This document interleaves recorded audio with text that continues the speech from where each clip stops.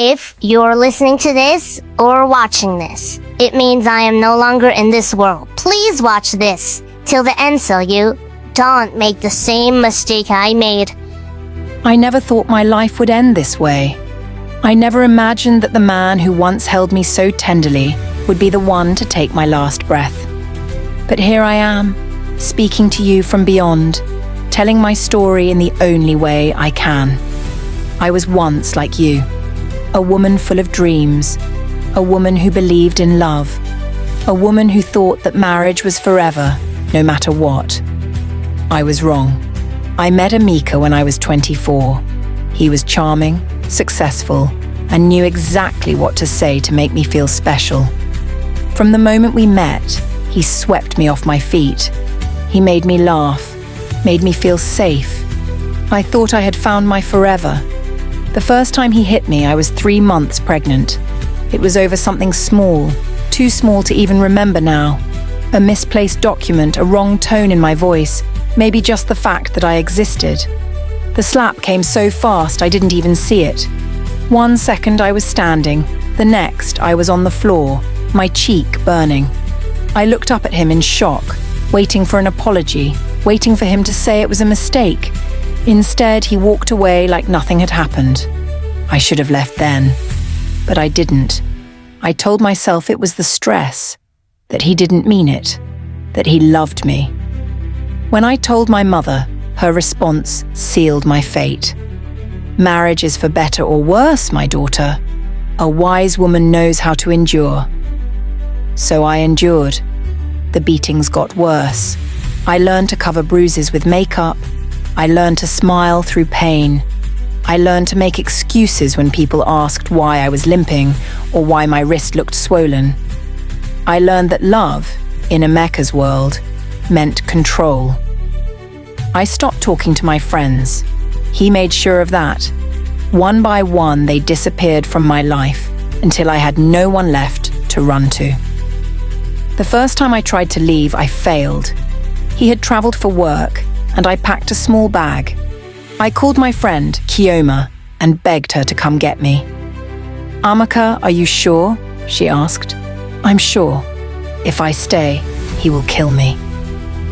She arrived in 30 minutes. I ran out of the house, heart pounding. I could almost taste freedom. But as I reached for the car door, a voice froze me in place. "Going somewhere, my love?" I turned slowly. Amah was standing there, his suitcase still in hand. He had cut his trip short. My stomach dropped. "Amah, drive!" I screamed. But before she could react, he grabbed me and dragged me back inside. Amah screamed at him to let me go, but he slammed the door in her face. That night, I saw hell. By the time he was done, I could barely breathe. I remember lying on the floor, tasting blood in my mouth, staring at the ceiling, wondering if this was how I was going to die. But I didn't die that night. Not yet. After that night, something inside me broke. I stopped talking much. I stopped fighting back. I became a ghost of myself.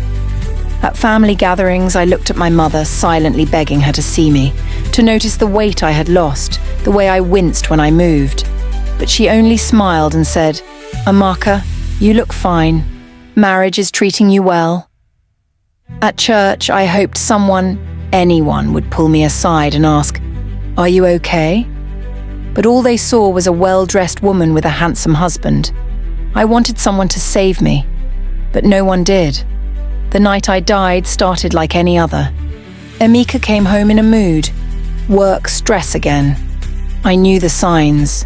The tension in his jaw, the way he threw his shoes aside carelessly. I had made his food. I had made sure the house was spotless. I thought I had done everything right. But it was never about what I did.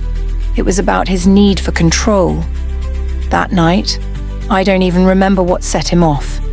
Maybe I didn't answer fast enough. Maybe I breathed the wrong way. All I remember is the first slap, then the second, then the punches. I tried to crawl away, but he grabbed me by my hair and slammed my head against the wall. The pain exploded in my skull. I remember screaming. I remember the sound of his fists meeting my body. Then, I remember nothing. When I opened my eyes, I was floating. There was no pain, no fear, just silence. I saw my body lying on the floor, broken and still, and I knew I was dead. Emeka was pacing the room, hands on his head, muttering to himself. He knelt beside my body and shook me. "Amaka, wake up. Please wake up." But it was too late. I was gone.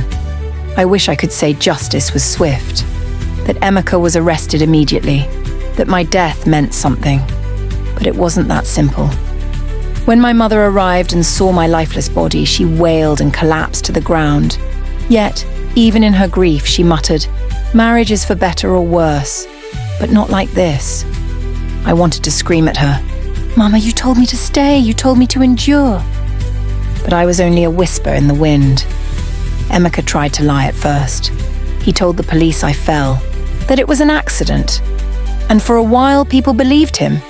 Because who would believe that the charming, successful Emeka was a murderer? But the truth has a way of coming out. Kioma told the police everything. About my failed escape, about my bruises. And the autopsy report? That sealed his fate. Emeka was arrested, but I was still gone. After my death, the whispers began. She was such a good woman. We never knew she was suffering. If only she had spoken up. I wanted to scream. I did speak up. I called my mother. I tried to leave. I begged for help in silence, with my eyes, with my bruises, with my forced smiles.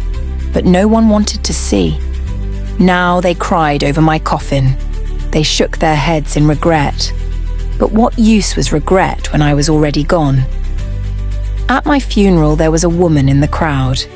I didn't know her, but I saw the way she held her arms around herself, the way her eyes darted nervously. I recognized that look. She was just like me, trapped in a marriage where love and pain were the same thing. That night, when she went home, she stared at her bruises in the mirror. And then, she made a choice. She packed her bags. She left. Because of me.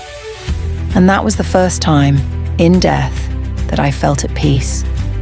I don't know who you are. I don't know your story.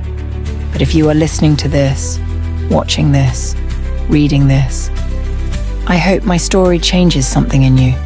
I hope you leave before it's too late. I hope you save yourself. Because no one saved me. Because I waited until I had no more time.